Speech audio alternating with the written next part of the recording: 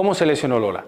Según me comentó, ella había estado ya durante una semana, un tiempo en el cual notaba cierta molestia en su hombro. Tras realizar una clase de CrossFit, en un movimiento de press de hombro con barra, notó que ese dolor incrementó, notó una especie de chasquido, el cual le impidió realizar la actividad física a partir de ese momento. Por lo tanto, en este caso se podría diagnosticar o decir que esa lesión, todo este conglomerado de diagnóstico que le dieron, en el cual teníamos la bursitis, tenemos la tendinitis, tenemos también el derrame escapulohumeral, se provocó por un sobreuso, es decir, un tiempo utilizando la articulación demasiado sin suficiente descanso, y quizás también por un gesto que quizás en fatiga no se realizó correctamente y fue el que terminó de dar el golpe final, por así decirlo. La bursitis subacromial del hombro se puede describir como la inflamación de la bursa, es una especie de bolsa que cubre los tendones del marquito rotador en el hombro, que están inmediatamente por debajo del acromio, el hueso más lateral de la escápula. La bursa cumple la función de proteger del roce entre el hueso y los tendones y contiene una mínima cantidad de líquido en su interior. Cuando esta bolsa se inflama por distintas razones, aumenta el líquido dentro de ella y se comprime entre el acromio y los tendones del marquito rotador. Las causas más frecuentes que pueden generar esta bursitis pueden ser, por ejemplo, la inflamación de los tendones colindantes a esa bursa, que por ejemplo podría estar toda la musculatura que forma el marquito rotador. También puede estar provocada por un sobreuso o por simplemente no hacer unos movimientos técnicamente correctos o no darle descanso suficiente a la articulación del hombro.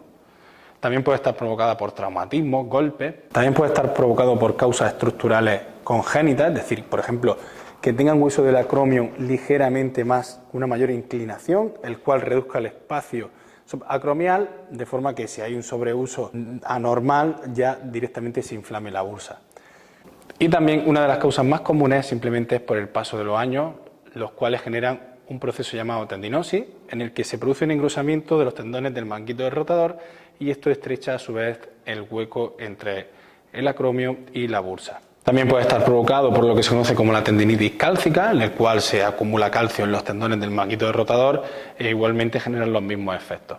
Los síntomas que se suelen producir es un dolor genérico en la zona que puede ser mayor o menor, depende de la persona y de la situación y del caso, pero generalmente se produce en todos los casos un dolor cuando se produce una abducción del hombro, es decir, que haremos separar el brazo del cuerpo, sobre todo cuando ya sobrepasamos los 45 grados, a partir de este rango aproximadamente, y también cuando hacemos una rotación externa. En este movimiento también suele haber un dolor muy concreto.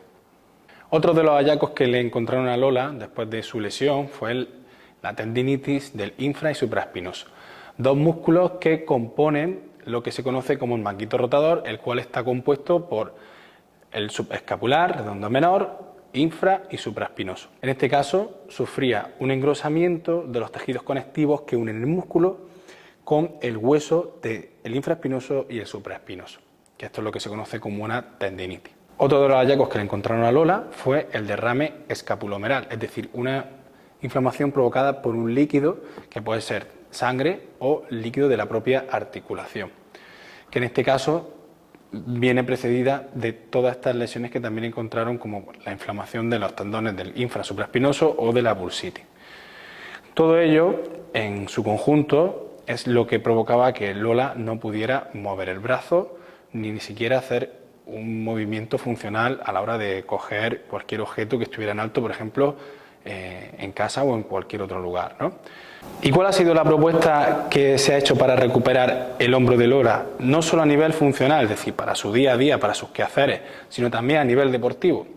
La primera fase, lo que se intentó averiguar son los rangos de movimiento los cuales no les provocaba dolor a Lola, sea cual sea. Esto es muy importante. Para recuperar una lesión de hombro, debemos de intentar buscar rangos de movimiento que o no generen dolor o que sea mínimamente. Una vez encontrados estos rangos de movimiento, lo que se ha ido haciendo es intentar mejorar la movilidad, buscando aún más zonas donde no hubiera dolor y también trabajando el tono muscular de ese hombro a través de un fortalecimiento, buscando fases excéntricas, acentuando fases excéntricas y también a través de un trabajo isométrico, es decir, sosteniendo la tensión durante varios segundos. Poco a poco íbamos cada vez consiguiendo mayores rangos de movimiento, mayor movilidad, algo más de fuerza, algo más de tono, hasta que llegó un día en el cual Lola podía hacer movimientos naturales, tanto abducción, rotación externa, rotación interna, elevación, etcétera, los cuales no les provocaba dolor. Una vez conseguido que Lola no tuviera ningún dolor, ninguna molestia en cualquiera de sus movimientos naturales y funcionales de su día a día, hicimos el segundo paso, el cual iba a conllevar un fortalecimiento funcional de su hombro. ¿Qué significa esto? Queríamos fortalecer el hombro de Lola aplicado a movimientos naturales, como por ejemplo puede ser el de coger un objeto en alto, como que puede ser el de rotar para cuando voy a abrir una puerta, etcétera, etcétera. ¿Qué aplicábamos? Aparte de seguir trabajando de forma excéntrica, de forma isométrica, también aplicamos fuerzas isocinéticas, como por ejemplo con la máquina isoinercial o fuerzas de inestabilidad y fuerzas sorpresivas, las cuales no se esperaban para que el hombro tuviera la capacidad de responder ante un tono muscular, ante una inestabilidad inesperada. Todo ello se hizo mediante un trabajo funcional, con bandas elásticas, con polea isoinercial, trabajo inestable con BOSU, con fitball, etc.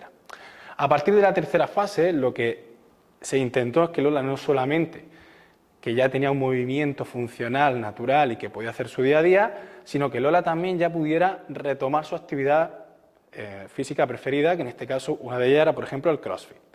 Y para ello se hizo un fortalecimiento más clásico, es decir, ya se priorizó el trabajo de fuerza o hipertrofia con movimientos tradicionales de gimnasio, aislando y trabajando de forma aislada y de forma multiarticular. Por ejemplo, pues empezaba realizando elevaciones laterales de hombros, elevaciones frontales, para posteriormente terminar haciendo ejercicios y movimientos con un control motriz muy exhaustivo, los cuales fueran muy similares a su práctica deportiva habitual. Y en este caso Lola se ha recuperado al 100%, debe de ir con cuidado, no hay que confiarse, pero la recuperación ha sido un éxito. Y nada más, si queréis saber más sobre lesiones, sobre propuestas para diferentes lesiones que os interesen, déjalo por escrito en la caja de comentarios y como siempre me pondré a grabar otros vídeos. Nos vemos en el siguiente vídeo.